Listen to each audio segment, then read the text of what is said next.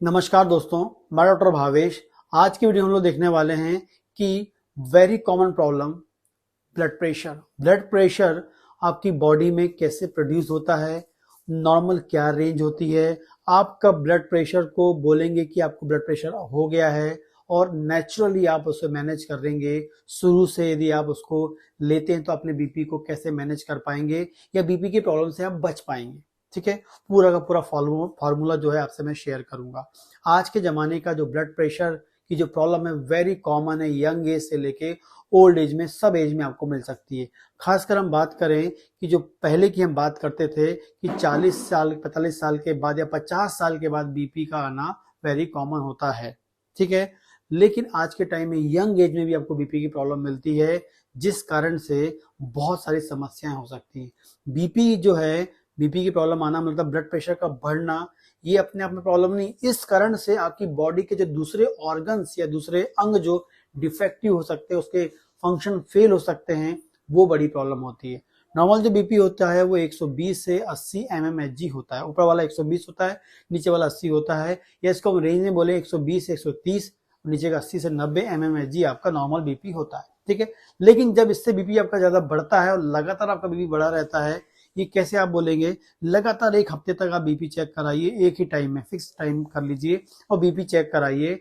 और BP check कराने पे यदि आपका ब्लड प्रेशर बढ़ के आता है तो आपको ब्लड प्रेशर हो गया है, ये आपको बिल्कुल मालूम हो जाएगा। और इसके लिए आप डॉक्टर से मिलके प्रॉपर जो प्रोटोकॉल उसको फॉलो करना होता है। ठीक है, क्योंकि ब्लड प्रेशर एक इमरजेंसी कंडीशन होती है, तत्काल उसको कंट्रोल करना बहुत अधिक जरूरी होता है। ठीक है, बीपी जो है जब भी बढ़ता है तो इससे हो सकता है कि आपकी आंख, किडनी, ब्रेन, लीवर, बहुत सारे जो ऑर्गन्स है वो डैमेज हो सकते हैं।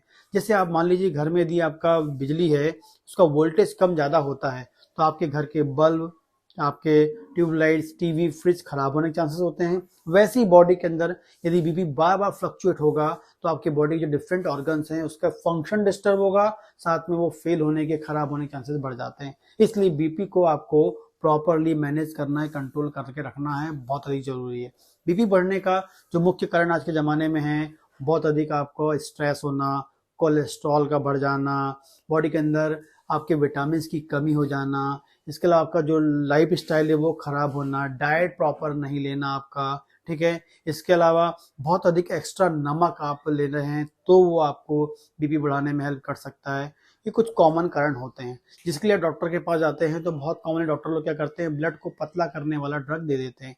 लेकिन आपको बीपी को मैनेज करने के लिए हमारी बॉडी की सेल्फ प्रोसेस होती है। आपकी बॉडी में लगातार बीपी बढ़ता रहता है, लेकिन जब बीपी को कंट्रोल करने की जो प्रोसेस है वो कम हो जाती है, तब आपको बीपी फील होने लगता है। बीपी तो आपका छोटे बचपन से लेके बड़े कई बार आपका बढ़ता है, लेकिन बीपी आपको फील नहीं होता है, ब्लड प्रेशर आपका बढ़ता नहीं है, फिर कम हो जाता है, क्योंकि हमारी बॉडी की नॉर्मल मैकेनिज्म काम करती है, नॉर्मल प्रोसेस काम करती है। लेकिन जब ये नॉर्मल प्रोसेस काम करना कम कर दे तो फिर आपको बीपी आपको मिलने लगता है। इस नॉर्मल प्रोसेस को मैनेज करने वाला सबसे इंपॉर्टेंट जो एक केमिकल सब्सटेंस हमारी बॉडी में नेचुरली प्रोड्यूस होता है, उसका नाम होता है नाइट्रिक ऑक्साइड। नाइट्रिक ऑक्साइड जो है एक इंपॉर्टेंट टाइप का केमिकल सब्सटेंस होता है जो according to condition blood vessels, जो हमारे ब्लड के पाइप हैं, उनको डायलेट कर देता है। जैसे ही बॉडी के अंदर प्रेशर बढ़ता है, वो उस प्रेशर को मैनेज करने के लिए ब्लड वेसल्स के डायमीटर को या उसको फैला देता है। जैसे ही कम होता है, ठीक है, तो उसको इसके अकॉर्डिंग चेंज करता है। लेकिन खासकर जैसे आपकी बॉडी के अंदर बीपी बढ़ता है तो उस बीपी को कंट्रोल करता है ब्लड वेसल्स को फैलाकर। ठीक है, और उसको फैलाने के लिए वहां चाहिए नेचुरल मात्रा में आपको नाइट्रिक ऑक्साइड। तो ये नाइट्रिक ऑक्साइड का लेवल यदि हमारी बॉडी में हेल्दी बना रहता है, हमेशा बैलेंस बना रहता है, तो जब भी आपकी बॉडी में बीपी राइज होगा, बीपी बढ़ेगा, तो वो उसे कंट्रोल कर लेगा। ठीक है, जो आपकी 40 साल में यदि आपको बीपी आ रहा है उससे पहले आपका यही तो हो रहा था, लेकिन 40 साल के बाद यदि आपको बीपी आ रहा है, इसका मतलब इसका जो लेवल है बॉडी में धीरे धीरे कम हो रहा है। तो उसको मैनेज कर सकते हैं। यदि आप उसको पहले से मैनेज करते हैं, यदि उसको आप बैलेंस बना के रखेंगे, तो फ्यूचर में भी आपका जो बीपी है वो आपको कोई दवा लेने की जरूरत नहीं पड़ेगी, इससे कंट्रोल हो सकता है। ठीक है, तो इसके लिए आप नाइट्रिक ऑक्साइड जो है उसके लेवल को मैनेज कर सकते हैं। यदि नाइट्रिक ऑक्साइड का लेवल नॉर्मल होगा तो अकॉर्डिंग टू प्रेशर ब्लड क्या करेगा, या जो ब्लड प्रेशर होता है उसको कंट्रोल करने के लिए हमारी बॉडी क्या करेगी, ब्लड वेसल्स को डायलेट कर देगी, फैला देगी। जैसे बीपी कम मतलब फिर कम होगा फिर इसको नॉर्मल कर देगी, फिर बीपी बढ़ा फिर उन्हें फैला लिया ताकि प्रेशर मेंटेन रहे। ये नॉर्मली होता है। तो नाइट्रिक एसिड को बढ़ाने के लिए सबसे पहले आपको डेली रूटीन लाइफ में लेना है क्या, सबसे पहले लेना है आपको वॉलनट, एक अखरोट रोजाना आपको खाना चाहिए।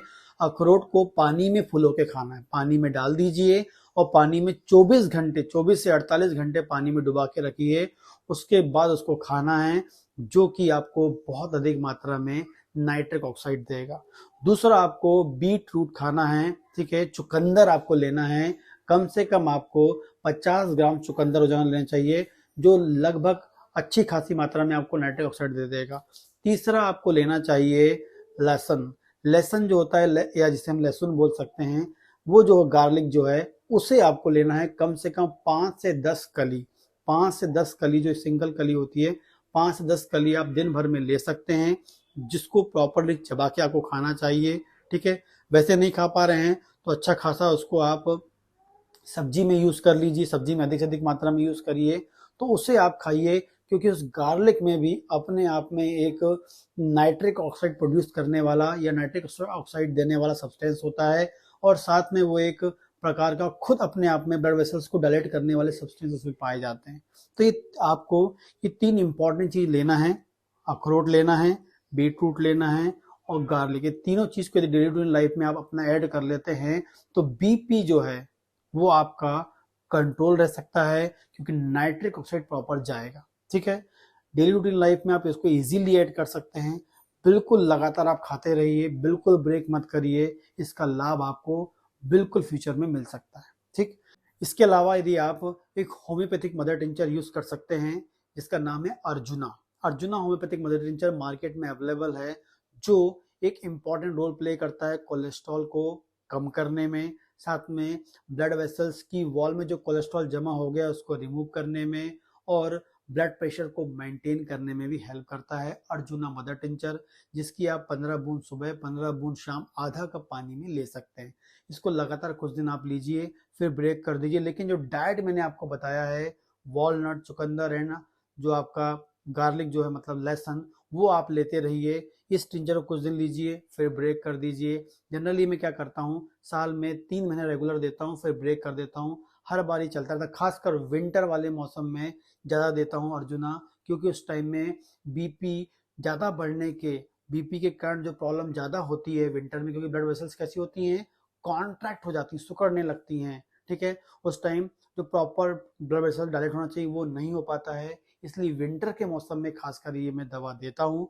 और डाइट को तो साल भर आपको ये फॉलो करना रहता है, ठीक है। यदि आप ये करते हैं तो आप अपने बीपी को कंट्रोल कर पाते हैं और बीपी को मैनेज कर पाते हैं। यदि आपको मेरा वीडियो पसंद आता है प्लीज लाइक करें, कमेंट करें। इस प्रकार के वीडियोस के लिए मेरे चैनल को सब्सक्राइब कर सकते हैं, और कोई क्वेश्चन तो आप मुझे कमेंट करके पूछ सकते हैं। नमस्कार दोस्तों।